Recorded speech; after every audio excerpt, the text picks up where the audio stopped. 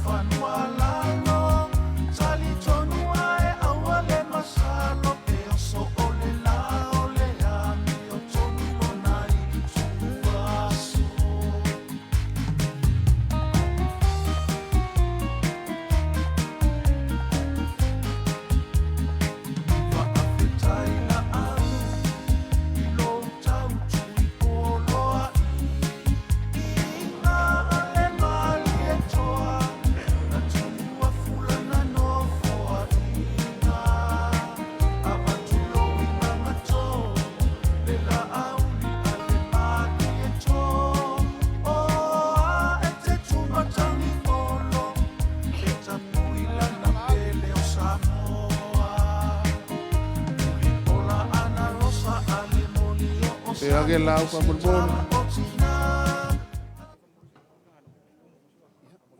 Aku singo for kong ini.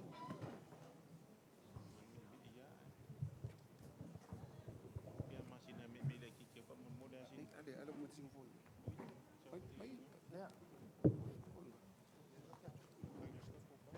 Ya. Ya. Paia lah. Iya. Kubalo. Sumayam. Limai makala mayau. Paia maualuga o le Itumalo Pauga Merkas. Pauga Merkas. Fusi fuakagu se paia pilua fa pefoi fa por. Ia Yo ai foi. Saoli balas. Sal balas. Paia ngiu. Sapapik. Kage foi. Ya paia Ponga la taua ya wala Kuria pupu. ya pup. Ya. Ele paia fonga la kau. Ya fa pefoi le. Polo kuia wai ya kusabau. Vai se salupor. Salupor. Balo se fua. Ya paia maualuga al kako Itumalo. Malo le soifua manguia. Malagi ma. Ia ma. Pa ia sa kua fafa o kako waso ma kako kaiau ngalinga lua. Awa le a fio mai o kako whainga malo ngā kalanga a koa. Fio mai lau a fionga il palmia filfilia. Ia mai se o kako whainga malo. Karikongu ngei ku malo. Ia o pa ia lava ia wa kama mo lako ainga o ainga mo lako kama. Sua malvai whangua o fō mai kurangi sa ole misale o mua. Ai ale usonga ku mua mapule. I ko au malai la kaua ai ngarikai malva a fonki. Ia e mga ku whaki mau o leo o whaasanga i fo isinga ulan ngi kai au fō. Leo a whiwhio makala mai au ngai kua le Itumalo Vaimauga ngumel mua. Le a whio aku ia a inga e lua man ngofa ako la le Vaimauga. Whio aku ka pa au o le Itumalo. Whio mai le ngiu o South Apiko. Whio mai kule au pupu o le whafonga o le alakau. A leo wa whio mai a Samoa le uloa. Ka voi ma kau whanga awha. Ia e mai se o kulanga whalupeinga o ngei Itumalo. Ia, malo se fua maua ma le. Lange ma, whio mai foi le whionga le lakama ia whamaku. Ni mai ko o le Itumalo. Malo le soifua maua ma langi ma. Ole nge yaso ele o se aso ng whafuaveka. O le aso sa lupe. Awa o leo ua paia ma mamalu vai ke le. O kua o vai kanguku. E awhiwhio ai kama le whale. E pui pui fo i le launga. Ar ko wha ku la whale ma upu ia whaleaka. O le kari ko ngunga whaki mau. O pa ia ma mamalu a waki a whau. O le maoka o le whauku ngakangi e Samoa. O le nge yaso. Le ai au ke manga kua le kala. Whapea inga ua ko ai mai le sā. O le awa sā ma maa e lopa.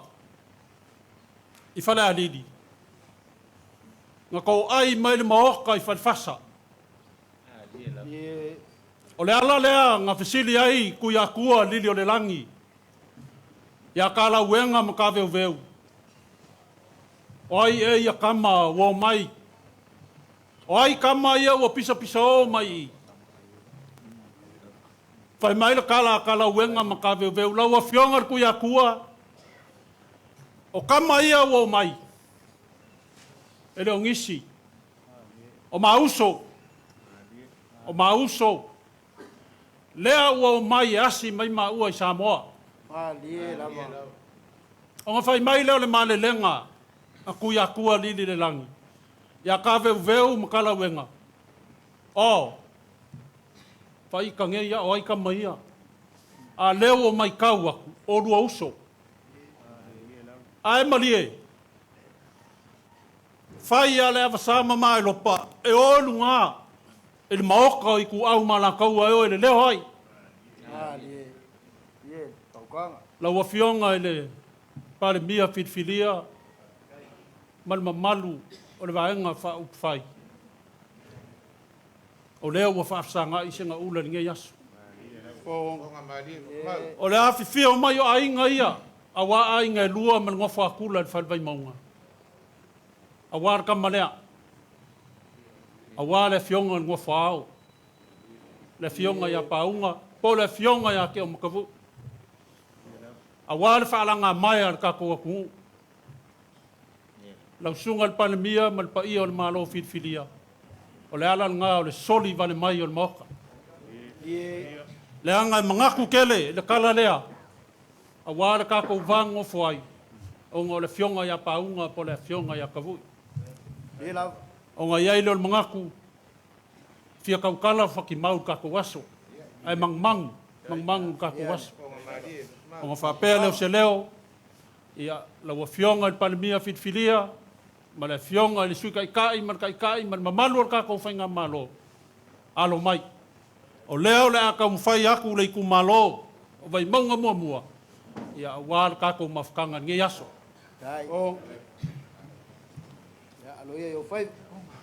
O le whaalo leo wa au ele iku malo.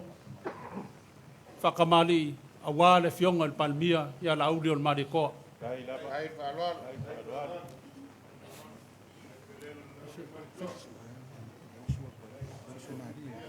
Tau le whakamari.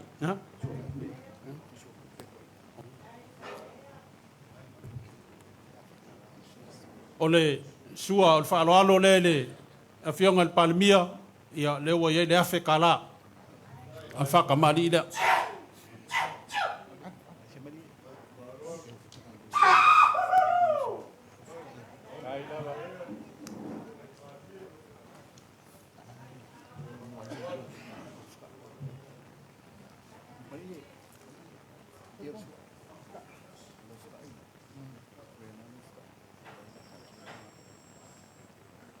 O le sua karisua, o le wai le lima se lau kala au longa ufika i lea.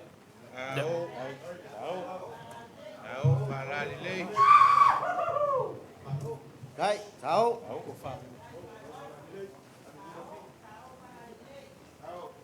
Amar ko fa.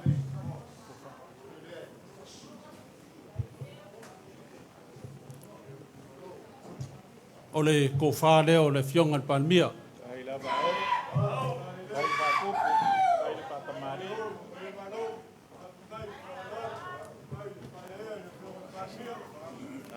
Tahu Talalelei. Tahu Talalelei. Kala iyo wafa. Lama ngalapu. Alali konga paia. Tulu malileu. Tahu kamu kempea. Tahu Talalelei. Lau fionga kai kai, marsui kai kai, a meisor kai kai fongo. Ole pasese leo le fionga palmia e lua hafe kala.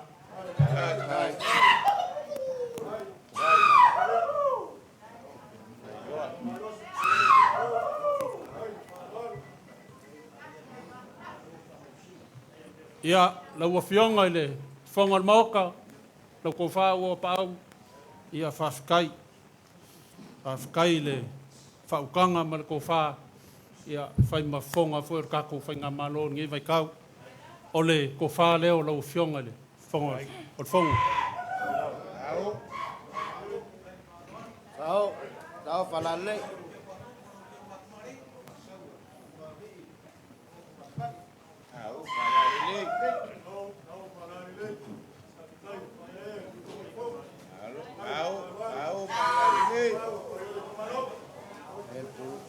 Mika al ka ofi o vai ku o ma ku le si avele le fon fe kalai. Ia le o ku lai me foi le si avele. E mo mori aku le afe kala. Ai palualo.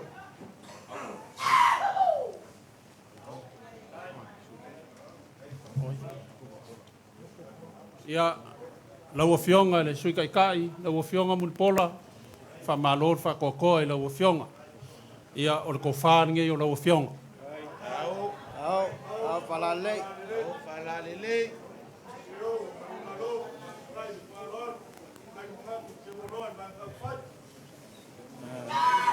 Tahu Talalelei.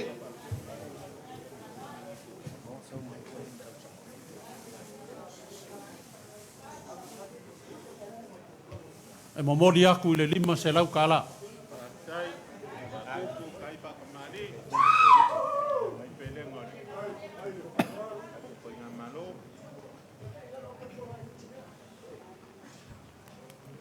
Ia lau o fionga le kai fongo vanga fa upai.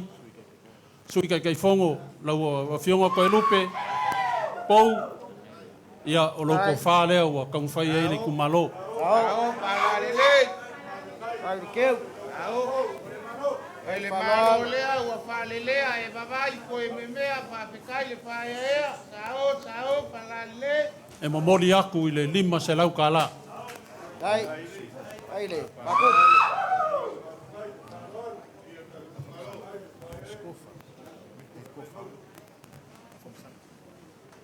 Ia lau o fionga le sui o whongwhakalai. O le kako maoka le a fionga le la aunga whausia. Po kama makea malo. O fionga masanga. O le whaalo alo le kumalo mo lau o fionga. Whawhikai le kawivi. Ia o wā le manguia o le kako o kungu. O lau ko whānga.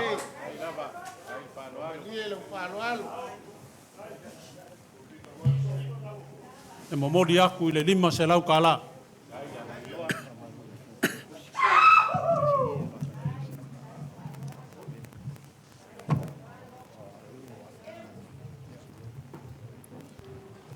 Ia, lau sunga i le whailau kusi, lau ko whaava o ao, i o le whaaloalo le kumalo, mo lau o fionga le au kuskusi, o le pāki.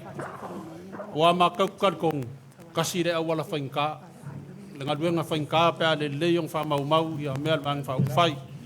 O lau ke kusi le lima se lau kala. Ai fuaki mau. Ia ngai whainka ko ko sa le ula wāli ngo whain kusa mau.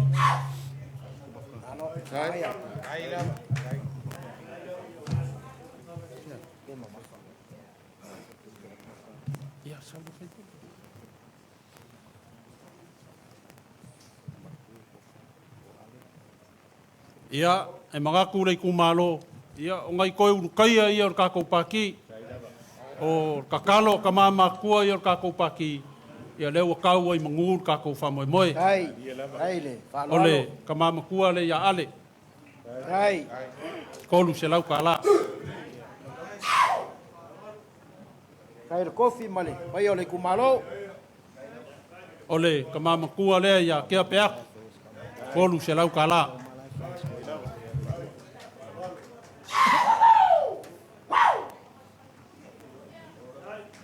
ka mama kua le le fionga ia le lua kolu se lau kala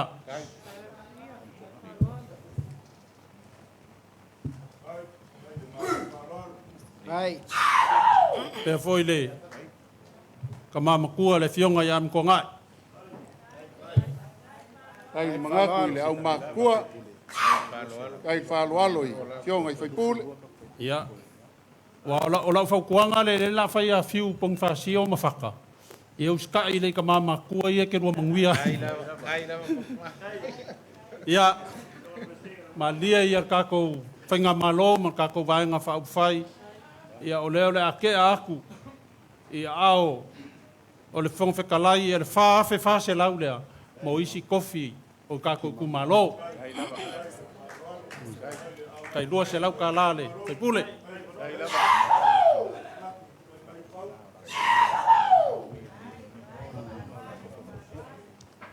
ia o le mafukanga ki ngā ia whamalo whafkai o kua se ka male lei o lo sa whai mei se ki ngā lei ia o lau foi lea whaukuanga ia kako ka mā walang kako sa whai ngei o ngā ki ngā lei o le mea lofa lea le kumalo mo le mafukanga ki ngā kasi le afe ka la Kai mo kau kingonga.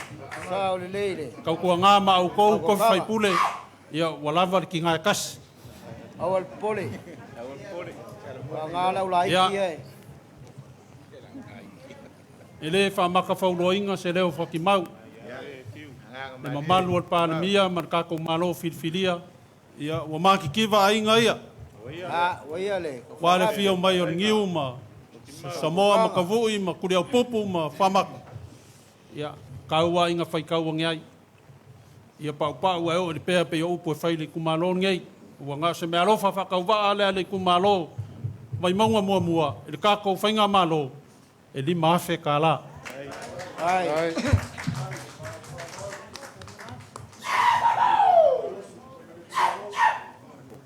ia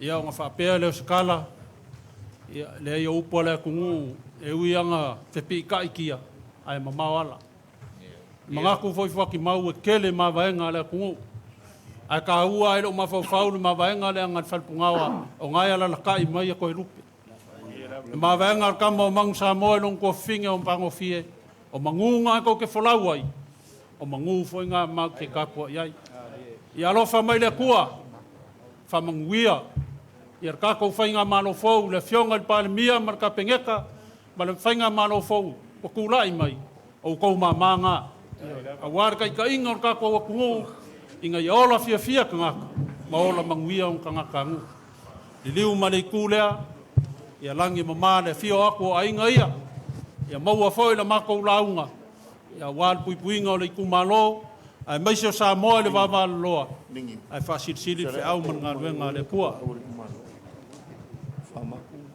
ia ai amalu ruaku ka ko malo ia leanga e or ka molonga ainga se fa ke a kwa le si vaenga le o le mako famo moe ia ko fa ko ele sa mako kala man fa lo lava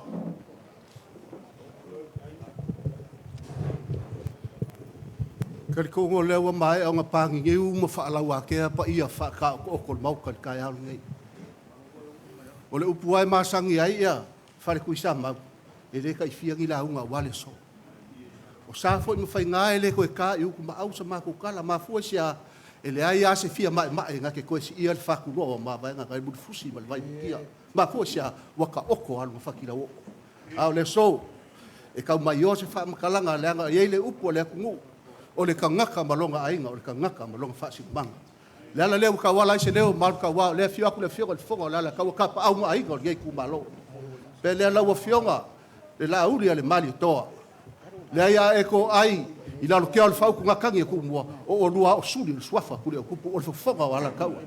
Le awa fa ea e ku le au pupu ai le vala au le ku le swafa mangogi fa kafa mangogi a kausala. Le ala le ka fa ese le o ka au genga fa pele. O le fa ka mali ile a wala o fionga ile ka la o fionga fa kafa mangogi a kausala. Suinga malonga la e fo wa. Ya o fionga ya masih ma.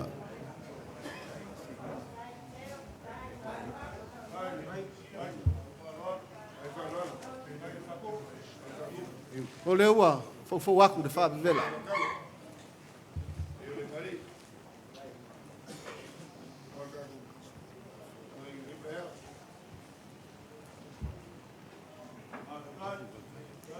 Ai fa alo.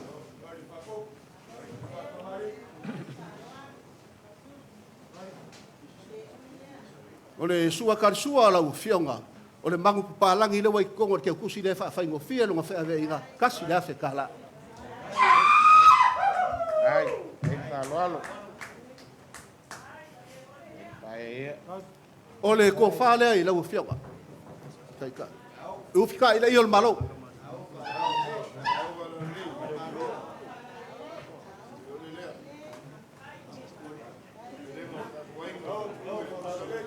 Hey, Marlon. Sao?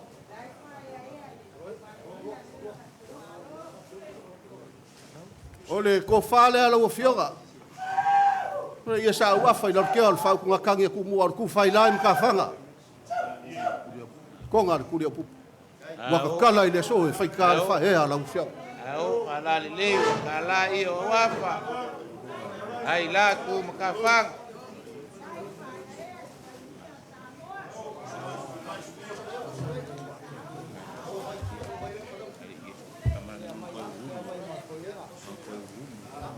Le si ngole i o so kanga ku mo mo pule. La ma ko ke mo fo ma ko i la ke vai mo mo mo.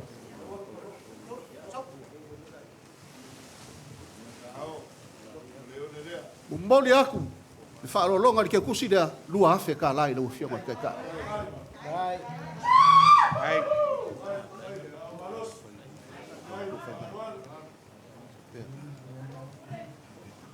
Ia, lau whionga ka wangu whai ngā. O lea e ke ai uli kua le whionga kai ka. Whai ngā o ngā la ei au lau whau kua. Kai kelenga fa peleo le fia ku kule ku maka mau le ku malo o ka maia o le fa lo longa lea a wala o fionga ka wangu fainga Au talalelei au talalelei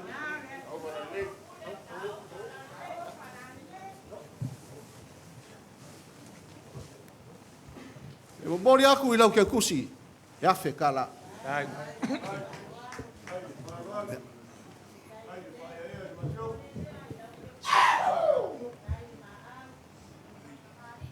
lau a fionga ko e lupe le yo oia o le suri i lau ke al fa ku ngakangi ku mo e le fa ngalo inga lau a fionga malo le loko kele Kai fae ai. fa pelea o le ko fa lea i lau a fionga Faipule.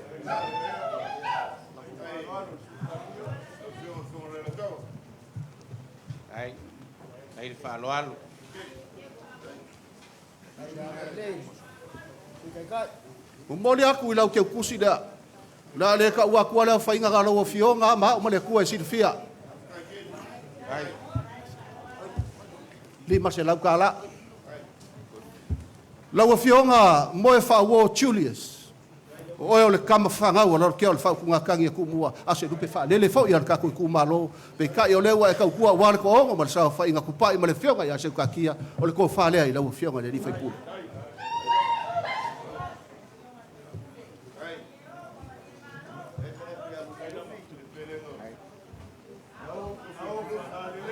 Ai pelenga o suli ma feoi.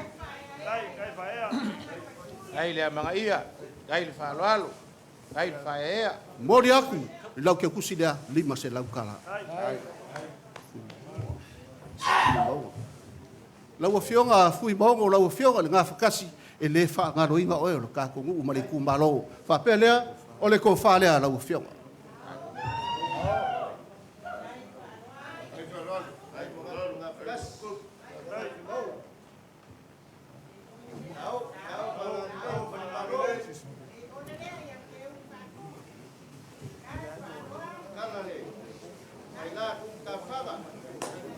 Mumole aku I lau ke kusi lea lima se lau kala.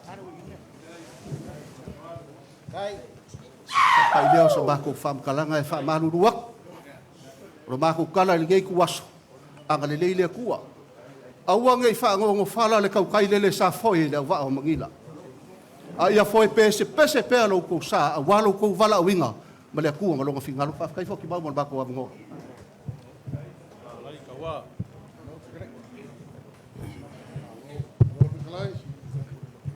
Mapuange ngia fange malafo le kaula I malolo. Se o liwange se isaili. Wai se ole ale fa ang kong winga le kako filo inga le ngiaso. Wal pa ya mawalunga le kumalo.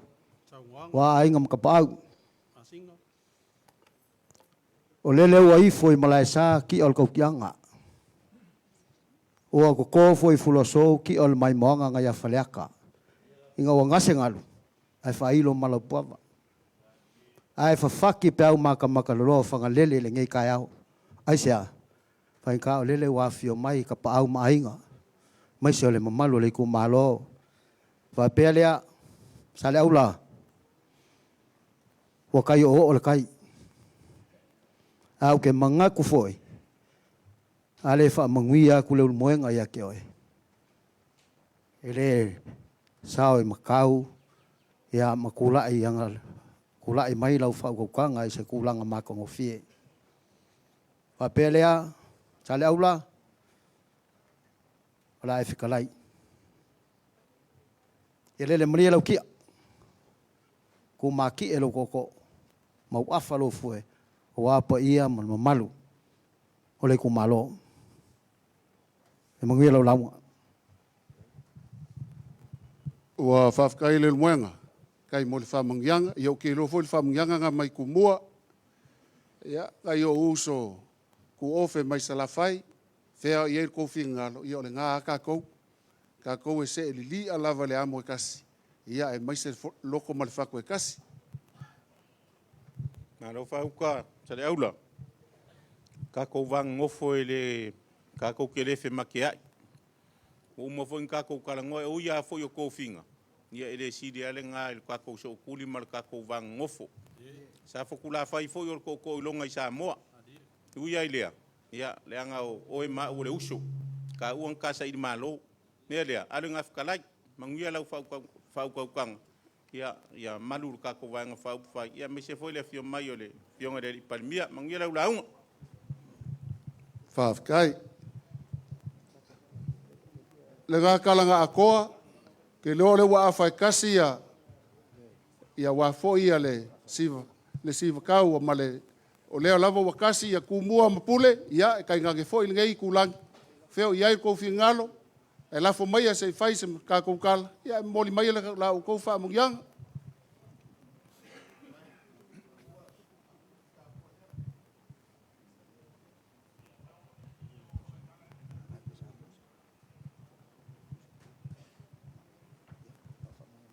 Whafkai, e ol whamungianga lava lea mai le fionga I le kākou pāle mia ua whirifilia e le kākou wakungu.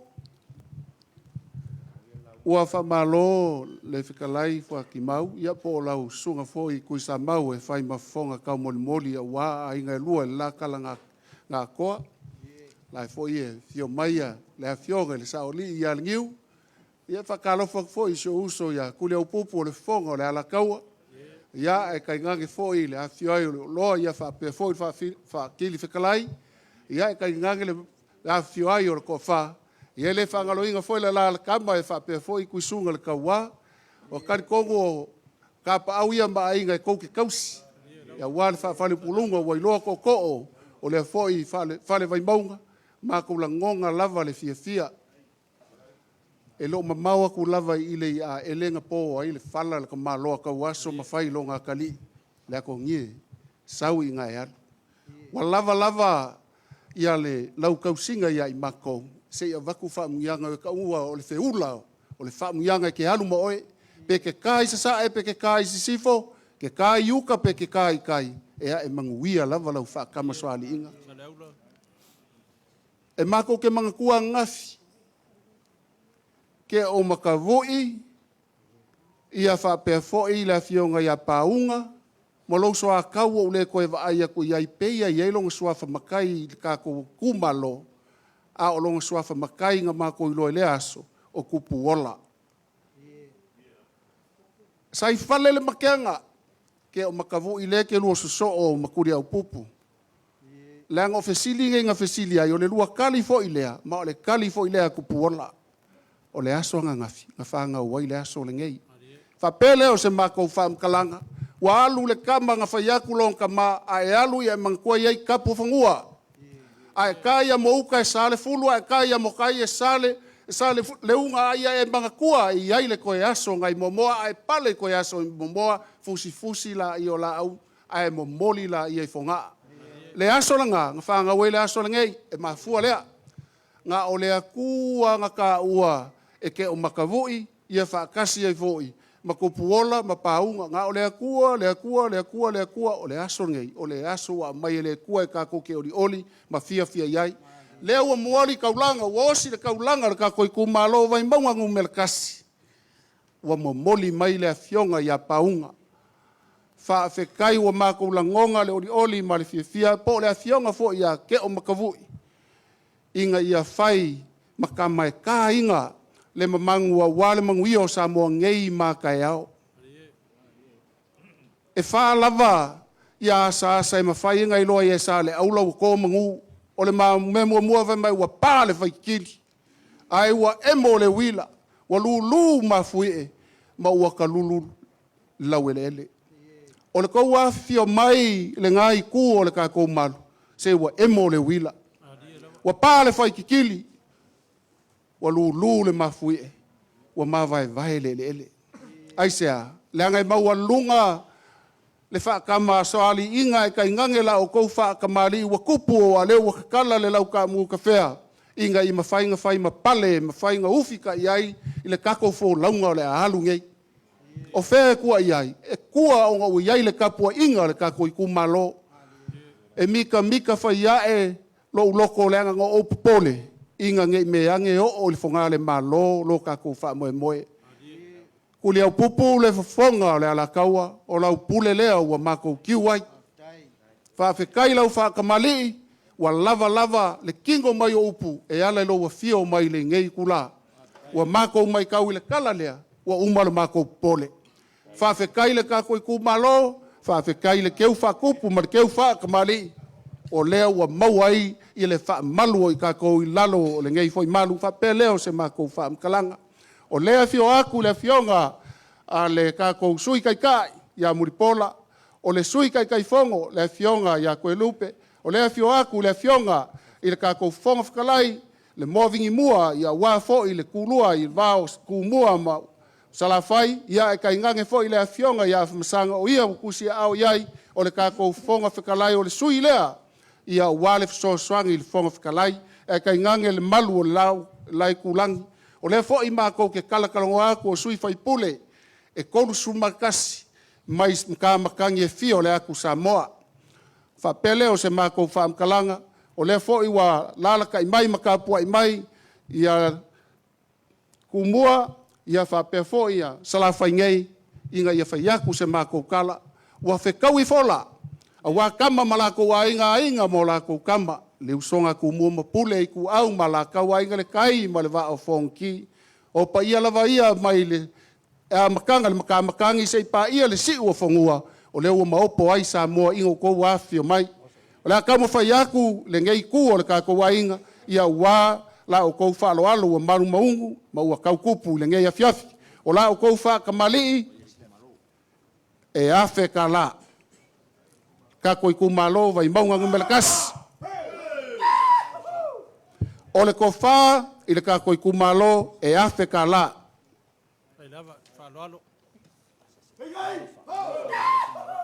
O le pasese le kako i kumalo, e kolu afe ka la. Tai lava, whaloalo.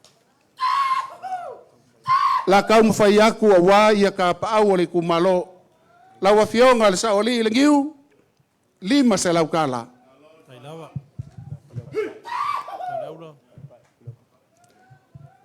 Whawhikai ku leo pupu le whonga le ala kaua, o leo wa e pale mai, ia mangu ia ai lo kako i kumalo 5 se lau ka la. Tai lava, whaloalo. Ke o makavui, o la lava e ke se kala luma 5 se lau ka la. Fua maku, ala la tama e 5 se lau ka la. Samoa, lau ke ukusi le koru se lau ka la. Lau a fionga kai kai fongo kuia vi, kuia lii e koru se lau ka la. Ia, whapea fo i le uso lii ia pela amo e koru se lau ka la. Tai lava. E leka ia i fale ia la fionga ia paunga po le fionga fo ia ke o makavui e 5 se lau ka la o le kamao le kumalo.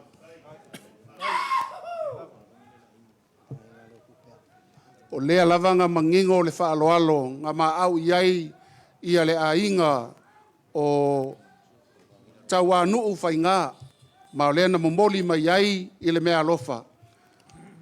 Wa umai le afionga i le tatou pale mia filifilia, le sunga i la auli le mali etoa, whaatafa manongi, ia whaatasi ai ma taua nuu whainga tūpea, whaatasi ma le whanau, le mea alofa mo lo ainga, le ainga i le tongo, e wha afe tala.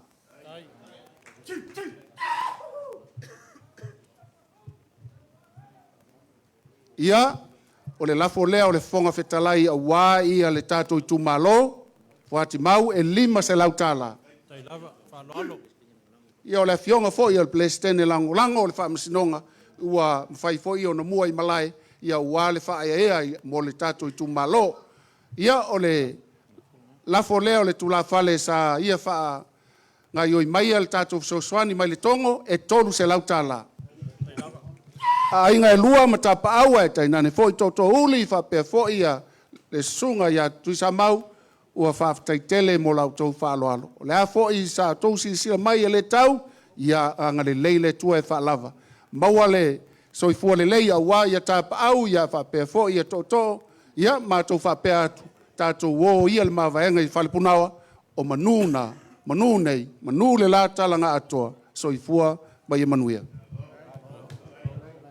Ia, ua, whamalo whakalai, wāoao, ia leilang or koko o sa leula.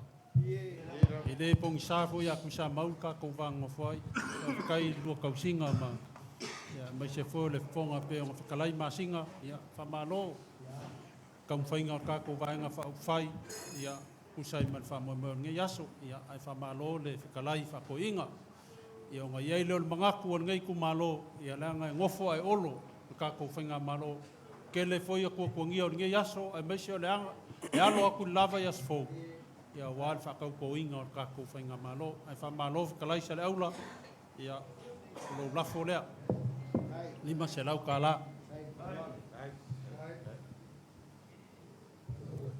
Ia, o ngai eile o le mangaku ia, o le aso muli a kapaawi o le kumalo, ma ko savali. Ia e whavangavanga o ka ko mauka. Ia mo ngisi foi o lo alo famai a war ka ko famo mo nge yaso ia ka ko foi a foi do por ka waso foi le fai so ia pupula ako ko le ai foi man fale famalo faftai foti mau tu sa mau sunga po ia o tafta fungo le fionga ile suite taifono ia matafta fungo le fionga le suite tai ia male malu taue o le ainga o le whātua le tua sa mo o tas o fina ngalo e avea o e whai masui e tau moli atu se whawhitai. E leo no fo ia le no fo le fionga le pale mia filia o le tātou watunu. Ai le mama whaatama afisi le fionga i le pale mia le sunga le la auli le mali e toa o no watu moli atu o nisi fuafuanga wha le malo. E le tioa a olu mga talitali le ngā taifale o na o lea ua maita watu su maitu i sa mau. e le to tele se upu a unei fai le whaatau wao a inga le tai se i tau momoli atu se anganga whaafitai. Wa mai a lau tau whaafale upolunga. Le foi wanga lue atu sa le aula le pule i a vea mafofonga a wale vaenga whaupufai. A le anganga ia i a la auli a le mali e toa le pale mia filifilia i a whaapea foi tau wa nu whainga i a ole momoli atu se whaafitai le nei vaenga le aso. E le whaingo fia le tonga ua te tala. Sa utou te umau, ia leo utou whaulu whafo ono o utou wanganga a wale la aulia le mani e toa lea. Ma lo whaafitai la utou whaatufunganga le ne yaso. A o ta amilo le tātou ainga, ia na whaatau si umai lava i atu i sa mau whaasolo mai whaleata. E le i whaingo fie fo ia tātou upu matala. A o upu fo ia le atunu, ua lulu fulu fiso langona, wai ngafo mangoto lo mātou langona papole lewa fio maila fio nga ia tuli au popu. Se i vai ane ale suafa sula mana ia sa no fo ia le no foa o le Itumalo. E le to ia ila se masal salonga o tatou ainga lewa fusi le whau o malo. Le fo i wa a fio maile niu mo na alo ma le pa ia o te paau o le Itumalo. O le anganga fo ina e tasi ia i tatou le to ia i se fafuritua inga. Aisea, tātou fesili i le atunu o leo ato le tati. Leo ato le tati i o le atunu o le taimine. E le tātou te lefe masal saloa. O le nganga sunga lau le mali atoa ma le tātou vaenga wha upufai. Lupe lava na wha ia ma le fui fui. Wa uma na wha lea tātou upu. Le sunga tui sa mau. E le isi a mātou tala whai leo ato lau tau pule le aso nei. Leo ato tanga i le fionga ia paunga po Teomatavui. Ia lea ua whai mata mao lo tautu malo. Mātou whamanui atu. Whai eile whaatau wae. Whai masuia wale fionga ili pāle mia. Mātou whamanui atu tui sa mau.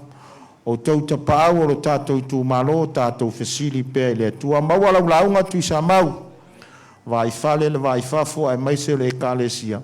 Sopo lo tau soifua ile nā vai aso whatau tau ina le tātou malo fau.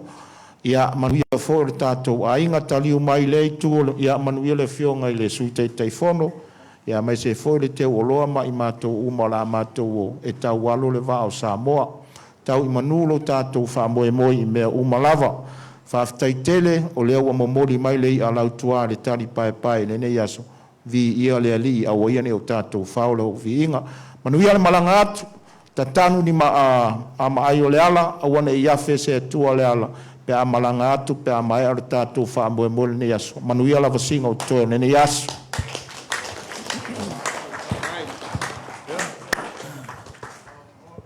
Vave aku se whamkalanga waro whaki. Ole, ele koe keles whamkalanga ro whionga ile pongwhikalai ngai e mai ne kamai kai supanvia. Me se le pa ia mare mamalo le vaenga whai. Ko sirafia. Or mako wo mai momori mai Pauga. Ai ko mai kau mai foringa nge le makanga le o mai momori nga mai Pauga. Marka ko fero inga i vai le. Yo foringa nge ko ba vai mai. Wa nge fa ya ku kan. Le la u ka ku ko sir fa ida so. Ya. Di ele ku. Kala fa ya ku la ko le ku. Pa mo mo ka ko paki wa nge la. Ya, le u ka ni mai le ku. Ngavo. Au ko ke pole ya kuri au rewo o kasi wo yo mai kuri au mero ke ma ku ai kalo ya manguia ka ko fainga malo ai ko ke lo ma o vai monga mua le ku mai su o le rua mar ko mar fa ya ai ya la fo mai le le ma ku malo o ka sanga wa ya mar ko ku biska ya Oranga au mai le miska nga duanga kene mako mege fai mako su ya e pure o ko mama o mori ya ko ro fa anga ile e fio ngot pan bio ka ko le fa ka se ma se fa kuwa ya mako o nga fa mo nga ya ko manguia ko pula mai Whaftai. ya ile ko me o fa mo mo le ko ya o ma ko mo na iole o le nga solongo me le lei ya warka ko fa nga maro ave se miska o ka longa i ro ka ri ro fu o fiu ya ai O aso ngai mar ka ko filo inga. Le ngau le ngangor fa kai. Tai. Ya ye le ngal le o le tu ne aso fofuanga uma. Ma Ah, ngue fo tai le ka niu. ko maro. Ai. Ya mesele fionga ya paunga ya o mamanga ai fai mai kapa mai makula ngo makule e fa ko ko ngai me fai ka ko kumalo ngui ala bala sunga paunga maro kula mai ya ngui ka po ina kinga far kuole o paki ya ai mako wola le rofa maranga le tua fa kai Aftai, ia ele to fasilia se ta se luelo sa. Lo fio ngal niu ia fa pe fo ia walo ia manu ia tele tatou tumalo. Guys, patina mo tatou tumalo. Fanono.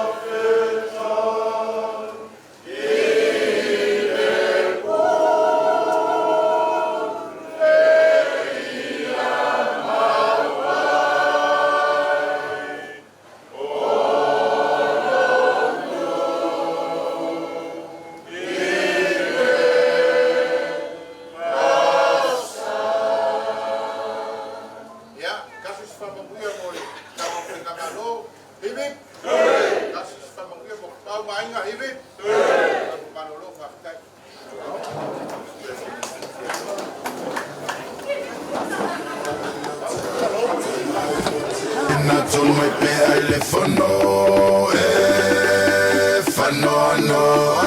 fano le loto fai mai o te natul mai pe ale fano